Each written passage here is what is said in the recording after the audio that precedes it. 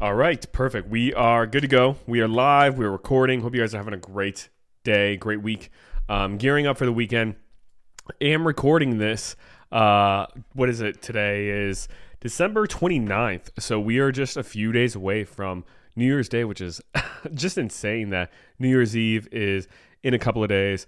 2023 is coming to a close, and if you didn't listen to the previous episode, did a lot of reflecting regarding 2023 and gave a whole spiel of what things you can kind of reflect on or think about over these next few days, or leading into 2024, things you can think about to really set yourself up for success. So if you didn't listen to that episode, go ahead and or that video, go ahead and watch that one or listen to that one, because there's a lot of really good takeaways in there.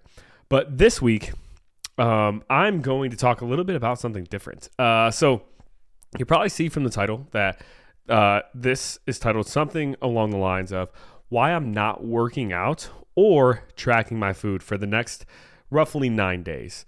And I'm going to talk about why I'm doing that. I'm going to talk about what my plan is instead. I'm going to talk about my kind of mindset around the whole thing, and what to kind of expect regarding your progress, whether I'm expecting to make progress, whether I'm expecting to go backwards, and so on. So the reason why I am taking a week off from working out or tracking my food, it's because I'm going on vacation. So I'm leaving for vacation, or we are leaving actually tomorrow on Saturday, December 30th, and we will be gone for about a week. But we are traveling out of the country, going to be hopefully enjoying some really nice warm weather during our time there. And I will not have access to a gym, and I'm deciding I just don't want to track my food the entire trip. And yeah, that's kind of my plan. So, what is my overall plan regarding this trip, this vacation? And, this vacation is really one to really unplug. We've had a lot of busy, recent weeks with the holidays and everything. Also, a lot of busy weeks with business, with clients and everything, and a really incredible 2023, with all of our clients here. And it's going to be really nice to just take a little bit of a step away, and just wanted to also first and foremost say I really appreciate all of my clients allowing me to take this week off. So I still will be communicating with you guys if you're watching this. If there's anything you need, still message me, text or voice like always throughout the week, and I still will be responding. But they were very kind to allow me to give them goals for the next 2 weeks, so I can take this upcoming week off from client check-in responses, which is really, really nice of them. So just wanted to give them a little bit of shout out there. But taking this week off, really going to unplug and really just enjoy the time with my wife and her family, our family, and Aiden and everyone. So it's going to be really nice. But here's my plan for the vacation, right? I'm not working out. Sure, could I go and do maybe some body weight workouts while I'm there? I could, but I am very consistent with hitting my workouts every other time of the year. If I'm not on vacation where I don't have access to a gym, I'm getting my workouts in really no matter what, whether I have to wake up at the ass crack of dawn and get them in at 5 a.m. or if I have to even work out later in the evening or whenever, I get them in. So I rarely ever take days or weeks off from the gym compared to what my schedule is. Obviously, I have rest days throughout the week. I don't lift weights or exercise 7 days a week.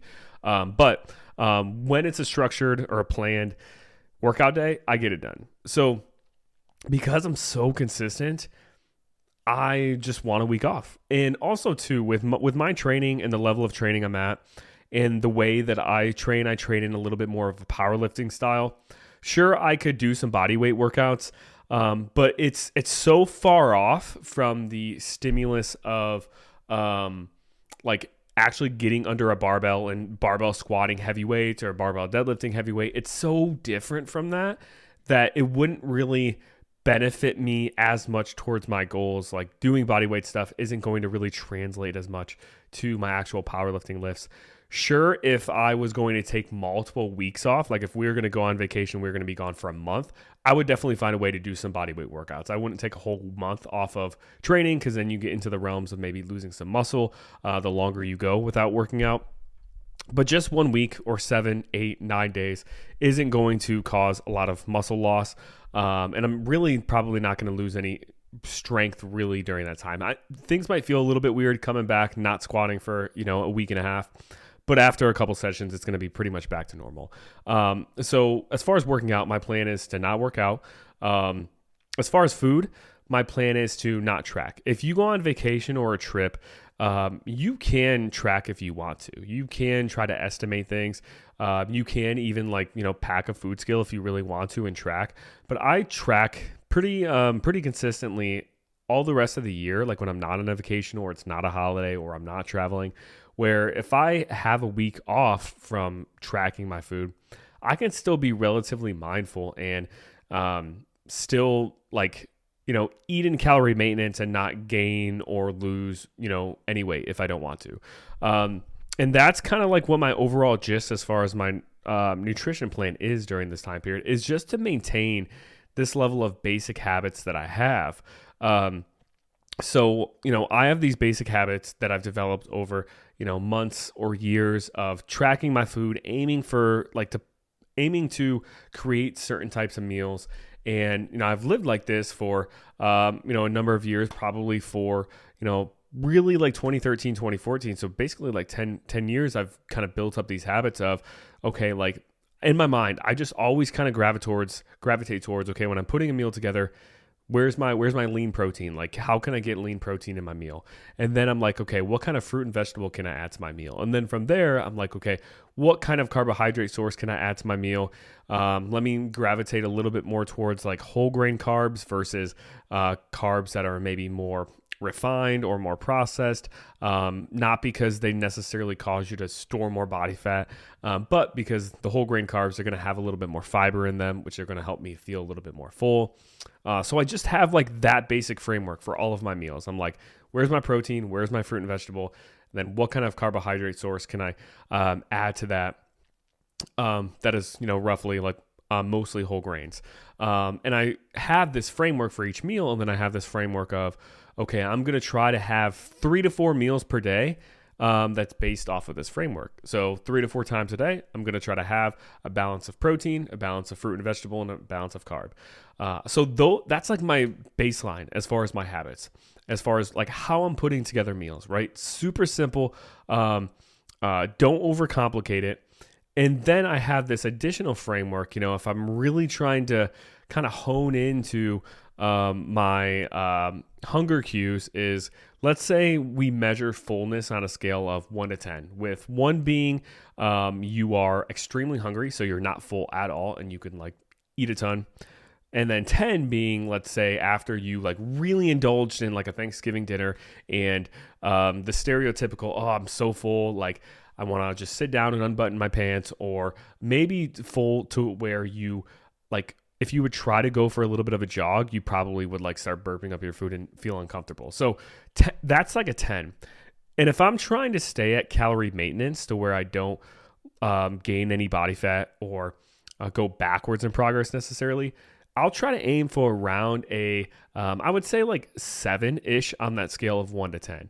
So that would be to a point where I would describe it as where I'm not necessarily like full, like I don't feel full, like my stomach doesn't feel overly full, I don't feel overly stuffed, but I feel satisfied to where like I could eat more, but also if I stopped, if this was all the food that was left for, the next few hours, I would be fine and I wouldn't worry about like being super hungry. That's kind of the kind of feel or hunger cue that I try to stop at when I'm going on a trip. And I'm focusing on just kind of like maintaining my body fat level, maintaining my weight, and I don't want to gain weight during the trip.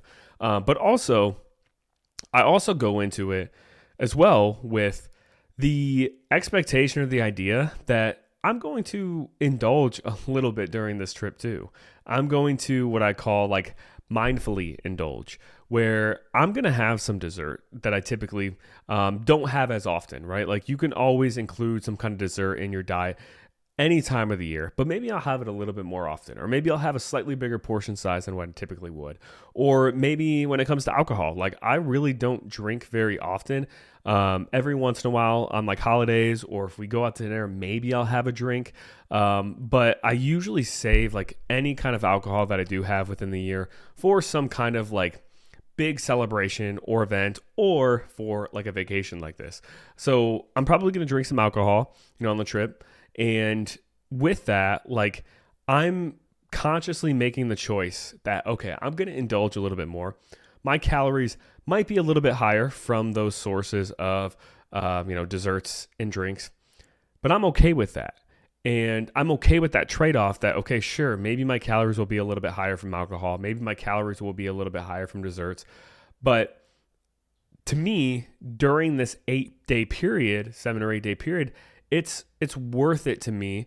Maybe I don't feel as lean as I possibly could when I'm on the trip, but I'm okay with that little bit of trade-off. And this is where you have to make the decision yourself as far as what you want your trip to look like in terms of what kind of result you want to get out of the trip when it comes to like any kind of physical result, but also what kind of result you want as far as like the experiences you have with regarding like food, alcohol, and those types of things. And you have to decide what's best for you. For some people, what feels best for them is not really indulging in alcohol or desserts at all and still making progress, or, feeling like they're making progress over the trip. But for some people, if they're really consistent all the other days or weeks of the year, like having, an entire week or 7 days of indulging a little bit more, having a few more 100 calories maybe per day, whatever it is, like that's not going to make or break you. So you have to be self-aware enough to know how consistent am I on a regular basis when I'm not on a trip, and let that dictate how consistent you maybe want to be on the actual trip. And this actually relates a lot to the holidays too. And this is a conversation I've been having with clients a lot this past week is, going through their check-ins. A lot of people, indulged a little bit more than what they typically do when it's not a holiday week. And, I told them like, it's okay. I think there's this misconception that holidays need to be perfect. Like when you're working with a fitness coach, or if you are an actual fitness coach, there's this misconception that these holidays need to be picture perfect regarding your food choices, that you need to always make the healthy choice, always make the, perfectly balanced choice. And, even during these holidays, still find a way to still at least like eat your calorie maintenance so you don't gain any weight potentially, or gain any body fat potentially on that day, which is not necessarily the case. Like it's okay to eat a few hundred extra calories than what you burn a couple days, around the holidays. Now we don't want that to turn into the whole month of December. Then that will be an issue. But if let's say on Christmas Eve and Christmas Day, you had a few hundred calories on both of those days, like you're not going to really gain that much body fat. You're really not going to go backwards that much. So it's really not going to make or break you. It's when you let those couple of days turn into either an entire month, or you let those couple of days turn into you then feeling really guilty and then overly restricting yourself the next week or going into the new year. And then that leads to you then rebounding and binging even harder in like February or in March or something like that.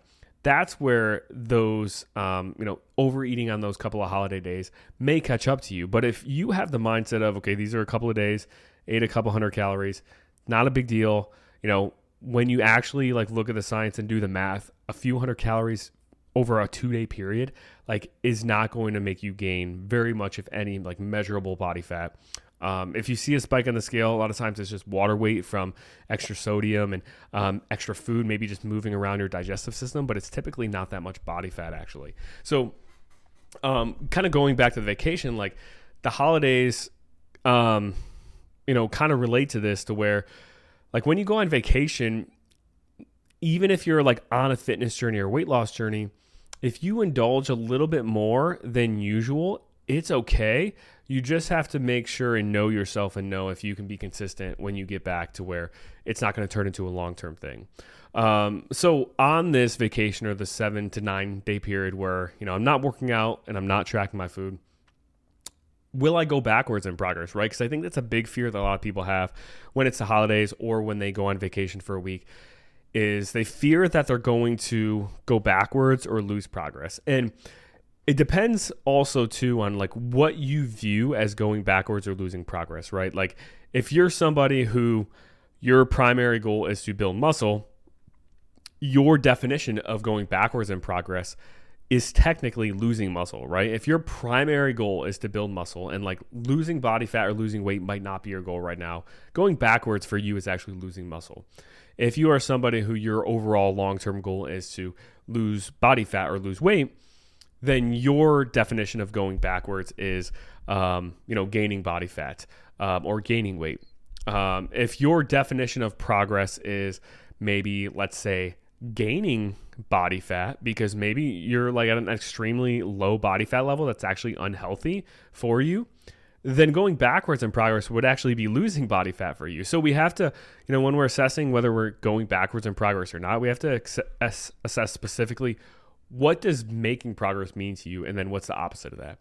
But for most people probably listening to this or watching this, when you think about going backwards in progress, you probably mean like gaining body fat, because I think probably most of my listeners or most people here, they have the overall goal of losing body fat, getting more toned. And along with that, a lot of people are trying to put on muscle, or they need to put on muscle. They might not like consciously have that goal of putting on muscle, but they want to be more toned. So keeping muscle or building muscle is actually a big part of that.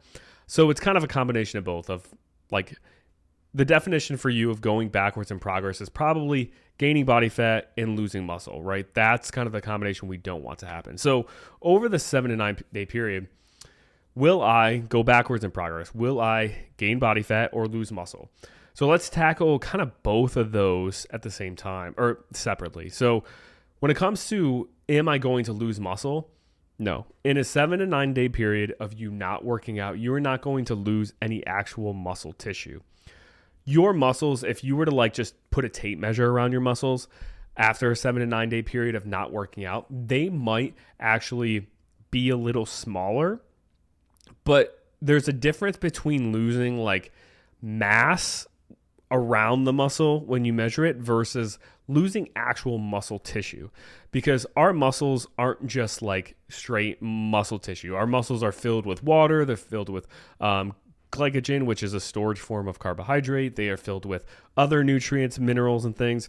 So when you don't train or don't work out for like a week, your body will naturally hold on to a little bit less water in your muscle. It will hold on to a little bit less carbohydrate. It will hold on to a little bit less sodium, because your body is kind of getting the hint that, okay, I'm not working out as often, so I don't need to store as much of it in my muscle for immediate energy. So I'm just going to store a little bit less. It kind of like adapts to the fact that like you're not using those resources with working out, so you don't need to actually store as much of it. So your muscles might actually like feel like they get smaller, or feel like they maybe even get softer after a week of not working out, and they might feel like they get less toned, but it's not actual muscle tissue you've lost. You just lost some of that water that's typically is held inside the muscle. You've lost a little bit of maybe glycogen that's inside of that muscle. It's not actually muscle tissue. And that like additional size or muscle tone that you had before that week off will come back like within just a few days of getting consistent with your workouts again. So will I lose muscle over the 7 to 9 day period, or will you if you take a week off from lifting? No, you're not going to lose actual muscle tissue. Typically, it's when you take 3 weeks, 4 weeks, maybe even more off from resistance training or lifting weights. That's when you start to see actual like muscle tissue or like legit muscle tone loss to where it's actually measurable. So just a week, not worried about that at all. And then when it comes to body fat, I do have this goal of getting down to or losing a certain amount of body fat by my next upcoming birthday. And so as far as like going backwards in that goal, am I going to like gain some body fat over this trip? And the honest answer is, there might be some fitness coaches that'll be like, no, I'm not going to gain any body fat. I'm going to be, I'm going to utilize perfect balance. I'm not going to track. I'm going to be mindful and come back the same way. And to be honest, I don't know if that will happen for me, because I do want to like really enjoy. Just if I want to have a few extra drinks, I don't want to feel restricted at all. If I want to have, a couple of extra desserts, I don't want to feel restricted at all. So I might come back with a little bit more body fat than what I left with.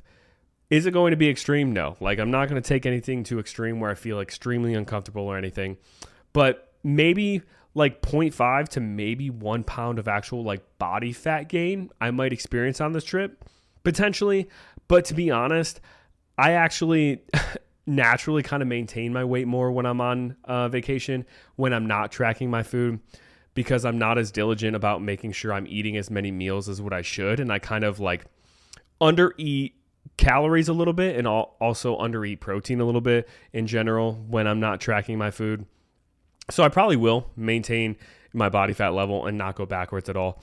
But even if I did go backwards, the degree as far as how much I'm going backwards matters as far as how frustrated I might be with my end result or how much it will negatively impact me long term.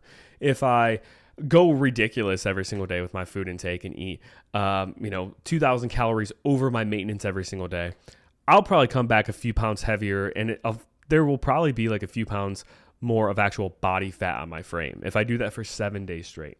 If I overeat my calories by like 500 per day, then I might come back with a little bit less than 1 pound of fat gain in that week, or maybe close to 1 pound of fat gain, which, I think when people hear that, they're like freak out and think, oh, like I don't want to gain body fat. But 1 pound of body fat is not a small amount of body fat, but at the same time, if you plan to go into a fat loss phase when you get back from your vacation or anytime soon after that, you could lose around 1 pound of body fat in 1 week of being consistent with your diet, nutrition, and steps and workouts and everything. So if I'm going to go in a fat loss phase, for the next few months maybe, or a couple months, me going backwards in my body fat level by 1 pound on this week of vacation, all it's doing is just making my kind of fat loss goal that I'm shooting for take 1 week extra, right? If I'm going back by 1 week as far as fat gain and I can lose 1 pound of body fat in a week, then I'm only pushing my goal back by 1 week. And this is a decision that you have to make yourself if you're okay with that. Like, are you okay with your goal of losing 15 pounds, taking maybe an extra week because you gained 1 pound on vacation and now you have to lose 16 pounds instead of 15? Some people will say that's not worth it, and some people will be like, no, I want to be definitely more mindful on vacation so I don't gain 1 pound of body fat. But other people might say, it's not that huge of a deal if my like overall fat loss goal takes 1 week extra. And that's kind of where I kind of sit. Like I said, I probably will end up maintaining my body fat level anyway. I probably really won't gain much, because I tend to like kind of undereat a little bit when I'm not tracking my food consistently. But even if I did gain 1 pound of body fat in the week, it's not the end of the world for my goal to take a week longer than what I expected. And I think this is also a big trap people fall into, where they set these like very strict timelines of, okay, by spring break, I want to be down 20 pounds. And if you set a very strict timeline, any time you have some kind of vacation like this, or some kind of weekend where you don't track, or some kind of meal or celebration where you don't track, where you potentially don't make progress towards that goal, or maybe you potentially even go backwards, even if it's just slight, any like stalling of that progress or slight deviation backwards causes you a lot of stress, right? Because now you're pushing that timeline back, and now like you're almost pushing all the work you have to do inside of this timeline. You're like crunching it together now because you set this very strict timeline from the beginning. So like this, I know I recorded like another podcast episode on this before, but the best piece of advice, if you have goals going into 2024, is to, especially when it comes to weight loss, is to give yourself more than enough time you need. So if you have these vacations and things, you can potentially go backwards a little bit and you'd be totally fine and still have plenty of time to achieve that goal that you want, by, that longer duration kind of deadline or date or timeline that you set. I think I pretty much covered everything excuse me, my nose is like really itchy right now if you're watching this. But I feel like I pretty much covered everything I wanted to cover, but it's just, you have to be okay with whatever decisions you make. And this kind of goes towards kind of another topic that I wanted to talk about, actually, that I talk with my clients a lot about, is you have to make sure your actions align with your expectations and vice versa. So if I'm going to go into this vacation and I'm like, I'm going to be really frustrated and disappointed if I don't actually lose body fat on this vacation and if I don't actually see progress, or I'm going to be disappointed if I actually go backwards in progress and maybe gain a pound of body fat over this trip. If I'm going to be really disappointed and frustrated if that happens, then I need to make sure my actions align with getting that result of like not going backwards or actually still seeing progress, which means I probably should do some body weight workouts if I want to still make progress on this trip. I probably should still mindfully maybe track my food, maybe estimate it, or maybe even track fully the whole vacation, or maybe even just not track, but just be extra mindful and like have a cap of, okay, I'm going to allow myself to have 2 drinks a day or 1 drink a day, but I'm not going to go over that. Or I'm going to say, okay, I can have 1 dessert a day. I'm going to kind of have that be my guideline and not go over that, versus giving yourself the flexibility to have, 2 or 3 desserts or 2 or 3 drinks, or maybe even more on some days. You have to make that adjustment so those actions align with the expectation that you have when you come back. If you have the expectation of, I'm okay with coming back maybe a pound heavier body fat, I'm okay with, my progress kind of just stopping while I'm on vacation and not progressing forward, then you don't have to be as necessarily mindful as if you want to have the expectation where you don't want to miss a beat, right? If you want this week of progress to look exactly like it did the next week, or it will the next week, or it did the previous week when you weren't on vacation, then you have to have those same actions that you had when you weren't on vacation, right? So just make sure you do that, because I find so many people get frustrated because their expectations are like they want to come back from vacation feeling really lean still, feeling good, but then their actions were having, 4+ drinks a day, having multiple desserts a day, not getting their steps in, not getting any workouts in, and their actions are so different than what gives them that good result or good feeling when they're not on vacation, and then they're like kind of down on themselves, like, oh, like I feel like crap and everything. But like, you chose those actions, so just make sure that you expect, to feel that way. And there is no like, okay, this is a bad route to go about things, or this is a good route to go about things. It's just choosing what you want out of that vacation, how you want to make sure that you feel when you come back, and understanding the trade-offs. If you think those few extra drinks are worth coming back and being a little bit more bloated and having to just, work on your goals for maybe an extra week to get to where you want to go, then that's okay. And that's like part of what a good coach does, or what I try to do with my clients, is I try not to be like, okay, you need to do this, you have to do this, you have to do that. If a client wants to eat like crap for 2 weeks straight and they end up gaining body fat from it and going backwards in their goal, like if their goal is to lose body fat, I'm like, obviously want them to be healthy, and I don't want them to ruin their health. So there's part of that concern there. But at the same time, if they are okay with that, if they're okay with, not tracking their food, significantly overeating for 2 weeks and gaining, a couple of pounds, a few pounds, and they're like, you know what, it was worth it to me. Like, I'm a few pounds heavier. I'll just, work a little bit longer on my goal, and that's okay. Then I'm okay with that. I just want your expectations to meet your actions and your actions to meet your expectations. And that's kind of my thought process before I go into any celebration, before I go into any vacation or any trip out of town on the weekend, or whatever it is, where I have this choice of whether I'm going to try to stick to my plan 100%, or I'm going to give myself flexibility to enjoy some other things, or, go off my plan more. I think, okay, what is my expectation of what I want, like these next few days or this next week to look like, and how I want to feel after these next few days or this week? Am I okay with my progress maybe being pushed back a week if I do go backwards a week or whatever?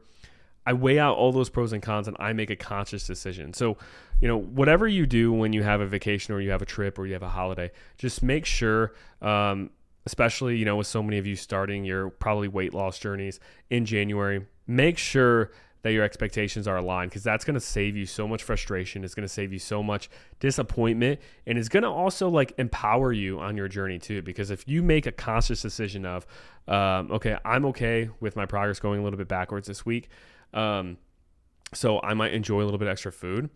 You take power or pride or take control of the situation more. And the funny thing is when you like say that in your head or even say it out loud, like, okay, I'm okay if I gain a little bit more weight over this trip, gain maybe like a pound, I'm going to enjoy myself more. It's funny because a lot of times when you say that, you actually like don't have this urge to like binge on these desserts as hard or binge on these drinks as hard when you're on vacation, because you're like giving yourself permission to have them. And the funny thing about humans is when we tell ourselves we can't have something, we want it even more. So just the power of like telling yourself, you know what, if I have it, it's okay. It puts less stress around your food choices. And then a lot of times you end up making like the more mindful choice anyway. So just wanted to kind of share my insights, my thoughts on, before I go on this vacation and before I take, 9 days off from tracking and working out, and just kind of share some of the insights on what I try to teach my clients, when they're in the program long term, when they go on these trips. Because if you can adopt these skills and then also adopt this mentality around it, it makes these trips so much less stressful. And then it makes coming back from these trips so much easier too. So hopefully this was helpful. Definitely let me know in the comments, and definitely remember, if you're listening to this on the podcast, leave a 5-star review, share it on your Instagram or Facebook stories if you thought it was helpful. But I think that's it for today. So hope you guys have a great weekend, and I will see you guys in the next one.